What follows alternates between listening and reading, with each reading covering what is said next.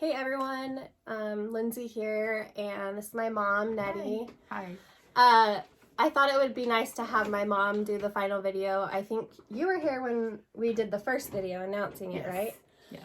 And this is late, I know, so I'm sorry, but life happens. And Things kind of got away from us. but I wanted my mom to be here because she ended up sewing my rows together. Like, I made all my rows. Yeah. But she, get down, Ben Ben. Sorry, my dog is shaking the camera. She sewed all the rows together. Mm-hmm. So this would be your third row quilt that you've sewn together. Yes. A row by row. A row by row.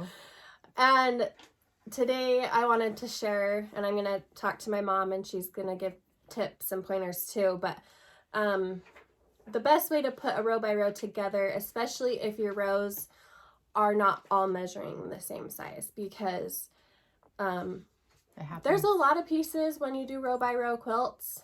Oh my gosh. The dogs think they need a treat. Okay. It can be difficult, especially when the row has a lot of pieces. Mm-hmm. For instance, the which row would you say? Probably that. I actually thought that the flying geese, just because there's so much stretch, mm-hmm. you know, because then, I don't know, there's just the so flying much geese, stretch. There's a lot of stretch because it is on bias. Yeah. But so let's talk about, so in your book, I put a little thing on page 4, and it kind of talks about what to do if you're off.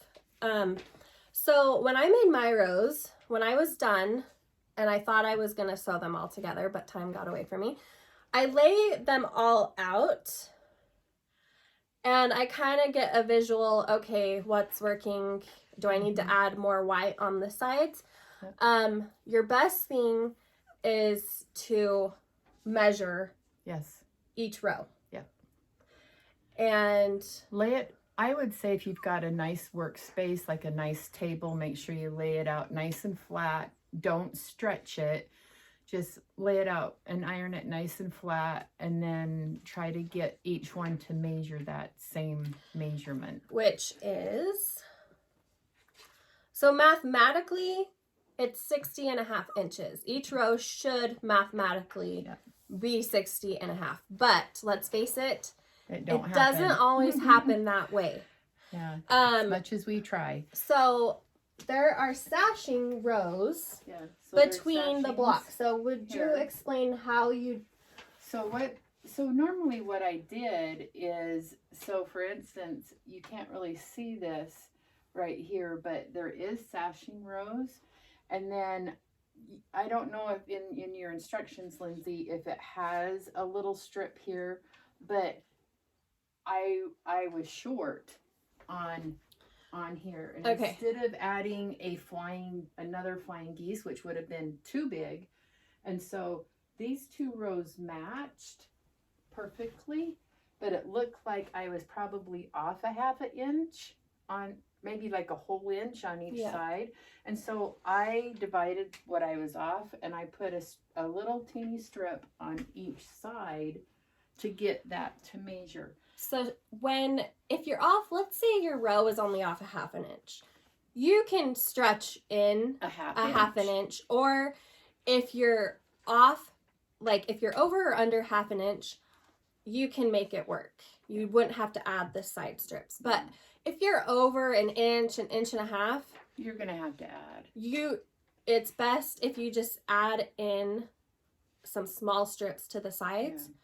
Yeah. It'll make your life easier. and then like, say for instance, the bigger pieces, well, like on this row here, we were perfect, right on. The patchwork was perfect. It was right on.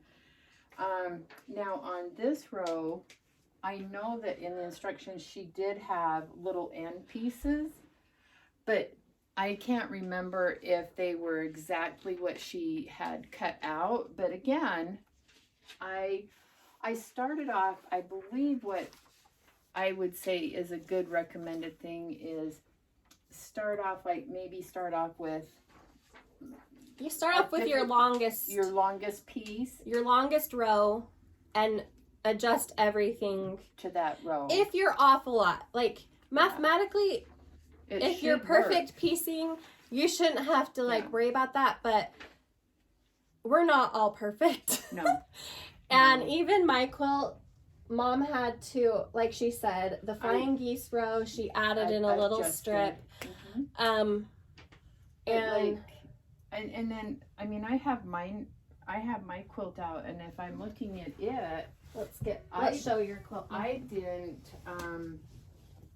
Hers was the original tester, so hers might look a little different than because the we pattern. tweaked and did some things. But see, on mine, I didn't have to add the little strip. And to she these. forgot this sashing row. Yeah. And then I was so anxious to get it done that I forgot the sashing in between this one. But yeah, it's basically how you sew if you're using a true 1/4 inch or if you do a scant. And then also, Do you want to talk about cutting your strips to size, these sashing? Because didn't you cut them and you pinned, right? Yes. So let's... The best way for that is so you measure your quilt, and of course, again, Lindsay has the measurements, what it should be, but when you sit there and you get a whole section done and you're going to put that strip on, say for instance, if it's 55.5, you're going to cut your strip at 55.5, and then I fold my piece in half, that my piece in half. So and her then sashing strip, she folds in half. And then I fold this piece in half. The row in half. I pin it, and then I pin a side on each side, and then depending on how much pinning I want to do, I'll do another middle and another middle, and then that way it works it in any fullness, or if you need to do a little stretching. Yeah. So your sashing pieces, cut them to the correct size. Mm-hmm. It'll make your life so easier. in the book, I believe it's 60.5 inches. And then pinning, I know I say all the time I hate pinning, but when you're pinning a quilt that has rows like this, always start from the center. Yeah. And like she said, a great thing is to do your ends and then go halves, Yeah. if that makes sense. So honestly, unlike a regular block by block quilt where you don't have to do a ton of thinking, there is more thinking and more kind of finagling if you're off. Yeah. Sometimes you're lucky and every row is on. Yeah. And if you're that lucky, you are an amazing quilter. Our first row by row we did together, I'm not gonna lie, it was a struggle. It was a huge struggle. If we were to get them out and show you, you could see all the errors. And I treasure the quilt because me and Lindsay, it was one of our first projects we did together. And but there's a lot of things that I have learned through the years of quilting, what makes things easier. And again, it's just YouTubing it, getting tips, and taking your time. Yes, it's not a race. I can't stress enough when sewing row by rows, don't just not pin and just make the next row, because you'll get what's called bowing. Mm-hmm. So no matter how good of a sewer you are, your bottom fabric, when you're feeding it through the machine, always feeds at a faster rate than your top. So your bottom eats more fabric than your top. So my other recommendation when sewing row quilts is I wouldn't necessarily sew row, pin the next row, pin the next row, pin the next row. I like to do them in like twos. Yes. And then so when you sew these 2 rows together, start from this side and sew. When you sew these rows together, start from this side and sew. I hope that makes sense what I'm saying. Because then everything don't shift one direction. If I always start on this side and sew my rows together, I'm gonna have a bow and it's gonna be way wonky on this side. Yeah.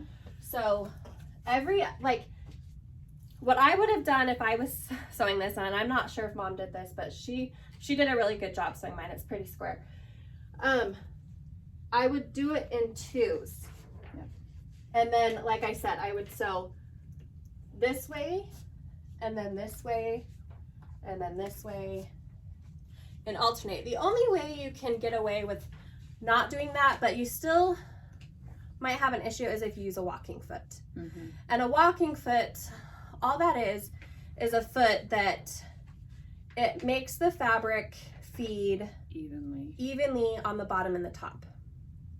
So another tip that goes along with that, so let's say my flying geese row was really long, not really long, but I needed to work in, I had fullness.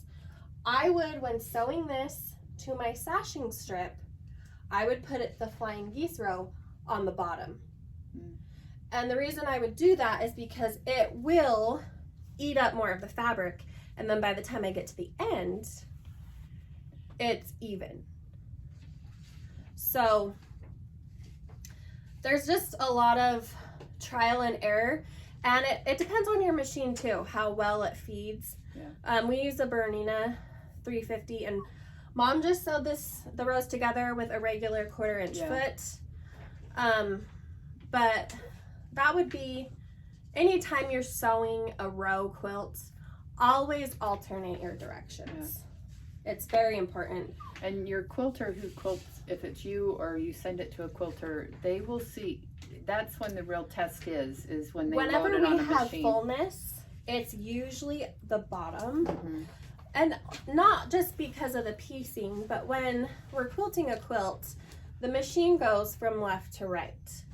And so everything gets pushed to the right and to the bottom. And so just like when you're sewing it together, everything kind of, if you keep going and going and going, it all gets pushed to the right. And that's why sometimes, if you notice, when you're sewing long strips together, you're like, these were the same size, but my bottom piece is shorter. Like, how is this happening? It's because it's not feeding at the same rate. So I guess those are my tips. Yeah. Do you have anything else? No, it was a fun quilt, and like Lindsay says, it's just taking your time and enjoying it, and just have fun with it. Yeah. And I do want to mention too, it's this is a great pattern to just kind of pick certain blocks and do other things with it. Like if you're new to the quilt and you're like, oh, I just don't think I could commit to something that big. If you love a row, just take a row out of the book and sew that row and make a table runner. Or you could do these blocks or these blocks. Yeah. So it's a fun quilt, and I'm glad you guys sewed along if you lasted this long. It went really long, and honestly, I think one thing I learned from the sew along is when doing a sew along, never to make it go that long. Yeah. Like, I think it's too long. So going forward, our sew alongs will be much shorter. We've learned. We learned a lot with this one. Well, in this one, it needed to be long, but maybe not as long as what we thought. But we are going to try to do some more sew alongs and mystery quilts, and they won't be as long. Yeah, much shorter, much more manageable. Yeah. And the awesome thing is, I've seen you guys, a lot of these quilts that you guys have posted, and I love seeing them. Make sure you tag me so I can see them, because I don't always. And we'd love to repost in our stories, and so everybody that that follows us can see what beautiful work everybody does. Yeah, and everybody awesome. Has a different take with this quilt. Somebody did it in Christmas fabric, and they left the flags out. They just added in another row of one of the blocks, I believe.